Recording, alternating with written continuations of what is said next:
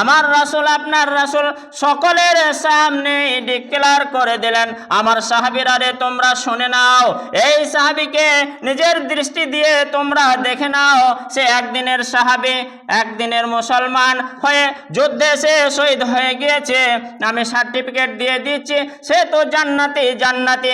আমেলা কলিলান, সে সামান্য আমল করেছে, খুবই কম আমল করেছে, সামান্য আমল করে ওজেরা কাসিরান অনেক অনেক অনেক অনেক সে নেকি পেয়ে গিয়েছে। কম আমল করে বেশি নেকি এক সাহাবী পেয়েছিলেন। আমার রাসূল ঘোষণা দিয়েছিলেন। ভালো করে হাদিসটি শুনে রাখি, আর কে আগে কে পরে হাদিসটি শুনলেই বুঝে নেব। মা আগে না খালা আগে, বাপ আগে না চাচা আগে, ছেলে আগে না ভাইপো আগে, এই হাদিসটি শুনলে বুঝতে পেরে যাব। আন আবি ইসহাকা রাদিয়াল্লাহু তাআলা আনহু সামিতুল বারা, হযরত আবু ইসহাক তিনি বর্ণনা করছেন, তিনি বলছেন আমি হযরত বারা থেকে শুনেছি। ফাতান নবী সাল্লাল্লাহু আলাইহি ওয়াসাল্লাম রাজুলুন মুআন্নাকুন বিল হাদিদ, আমার রাসূল কারীম সাল্লাল্লাহু আলাইহি ওয়াসাল্লামের কাছে এক ব্যক্তি ধারালো অস্ত্র নিয়ে উপস্থিত হলো। সুসজ্জিত একটা অস্ত্র, একবারে শান দিয়ে ধার দিয়ে, অর্থাৎ তরবারি একেবারে চকচকে করে এসে আল্লাহ রাসূলের কাছে হাজির হয়ে গেছে। সাহাবীরা তো ভয় পেয়ে যাবেন, কি ব্যাপার। তবে কিন্তু বলে রাখি, সে মুসলিম ছিল না, আরো ভয়ের ব্যাপার, সে অমুসলিম। ফাকালা, সেই ব্যক্তি এসে বলল, ইয়া রাসূল আল্লাহ, হে আপনি তো আল্লাহর রাসূল, হে আল্লাহর রাসূল, আমি একটা কথা জিজ্ঞাসা করব, আপনি আমাকে বলে দেবেন, ক্লিয়ার করে দেবেন। ওকাতিল আও সালিম, যুদ্ধের ডাক আপনার এসে গেছে, আপনি ঘোষণা করে দিয়েছেন যুদ্ধের জন্য, তো আমি সুসজ্জিত অস্ত্র নিয়ে একবারে রেডি হয়ে আপনার কাছে উপস্থিত হয়ে গেছি, চলে এসেছে। আপনি আমাকে বলে দিন এই মোমেন্টে, এই সময়ে আমি কি আগে যুদ্ধে যাব, অংশগ্রহণ করব, না আগে ইসলাম গ্রহণ করব, আগে মুসলমান হব, আমাকে বলে দিন। আমাদের বিবেককে একবার জিজ্ঞাসা করি তো, কোন কাজটা আগে করতে হবে? আগে মুসলমান হতে হবে না আগে যুদ্ধে যেতে হবে? যুদ্ধে যাওয়াটাও ফরজ আর মুসলিম হওয়াটাও ফরজ, দুটোই দরকার। তো আগে কোনটা করতে হবে?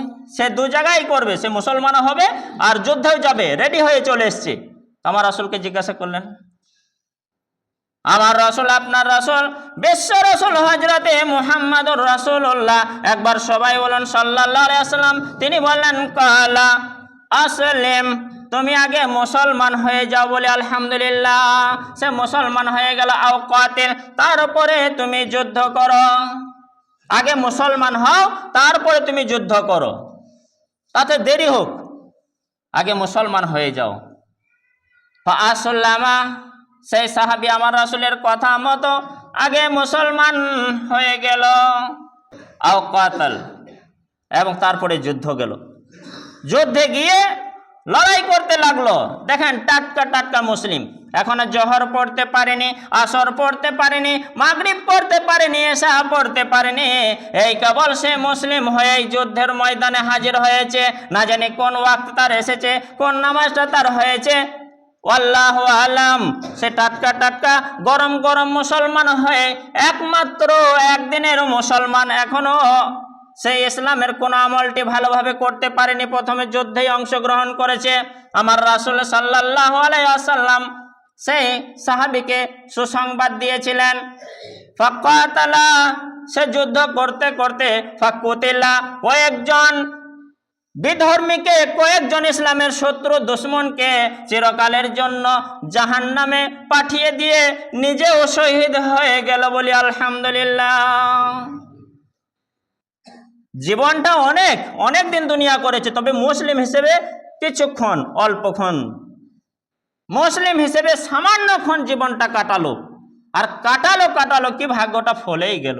দেখেন এখানে বিবেককে জিজ্ঞাসা করি, যদি আগে যুদ্ধে যেত তাহলে তো সে অমুসলিম হয়েই মারা যেত, মুসলিম হতে পারতো না। আগে আল্লাহ রাসূল বুদ্ধি দিলেন, তুমি আগে মুসলমান হও তারপরে যুদ্ধে এসো। মুসলিম হয়ে যুদ্ধে এলো, সে শহীদ হয়ে গেল। আমার রাসূল বললেন আমেলা কলিলান, আমেলা মানে সে আমল করলো, ভালো কাজ করলো, কলিলান মানে সামান্য, তুচ্ছ, অল্প, উজিরা তাকে সওয়াব দেওয়া হলো, নেকি দেওয়া হলো কাসিরান, অনেক অনেক অনেক অনেক। বলি আলহামদুলিল্লাহ। আমার রাসূল, আপনার রাসূল সকলের সামনে ডিক্লেয়ার করে দিলেন, আমার সাহাবীরা রে তোমরা শুনে নাও, এই সাহাবীকে নিজের দৃষ্টি দিয়ে তোমরা দেখে নাও, সে একদিনের সাহাবী, একদিনের মুসলমান হয়ে যুদ্ধে সে শহীদ হয়ে গিয়েছে, আমি সার্টিফিকেট দিয়ে দিচ্ছি, সে তো জান্নাতি জান্নাতি। আমেলা কলিলান, সে সামান্য আমল করেছে, খুবই কম আমল করেছে, সামান্য আমল করে ওজেরা কাসিরান, অনেক অনেক অনেক অনেক সে নেকি পেয়ে গিয়েছে। তাই আমি বলে রাখি, দেখেন সহিহ বুখারীর হাদিস, যে বয়সটা বেশি হলেই সে বেশি আমল করেছে এমনটা কথা নেই, হাদিসটা প্রমাণ।